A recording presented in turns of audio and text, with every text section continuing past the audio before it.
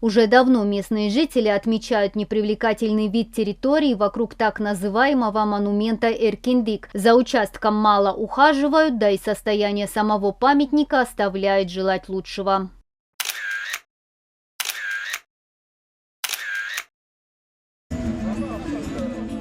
Накануне в Баткене открылся новый памятник, установленный в честь абрикоса, такой же яркий и привлекательный, как сам солнечный фрукт, символ Баткенской области. Отсюда садоводы ежегодно экспортируют сотни тонн өрюка разных сортов.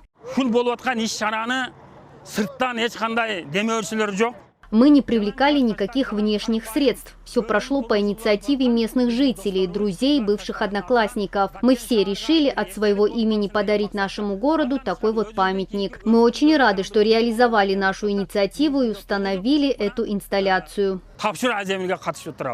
Памятник разместили на пути из городского аэропорта, поэтому сочный абрикос будет сразу бросаться в глаза гостям Баткена и туристам. Местные жители довольны, что наконец этот центральный участок земли облагородили.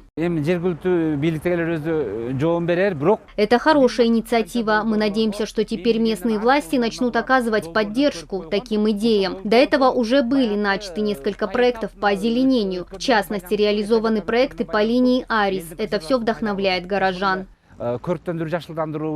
Так, в проекте у городской мэрии построить в центре Баткена панораму. Инициаторы предлагают посадить парк вокруг горы Кызылдön, проложить широкие аллеи, смотровую площадку. Вот так панорама выглядит на предварительном эскизе.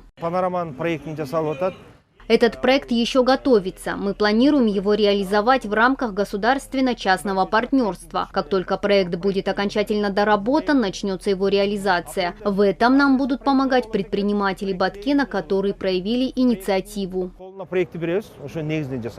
А после установки нового памятника активисты выразили надежду, что он будет не только поднимать настроение всем приезжим, но и желание познакомиться с садоводством региона, где абрикос занимает более 8000 гектаров садов. Мадина Низамова, Адыл Оразалиев, Татыбюбю Кенджакунова, ЛТР, Баткенская область.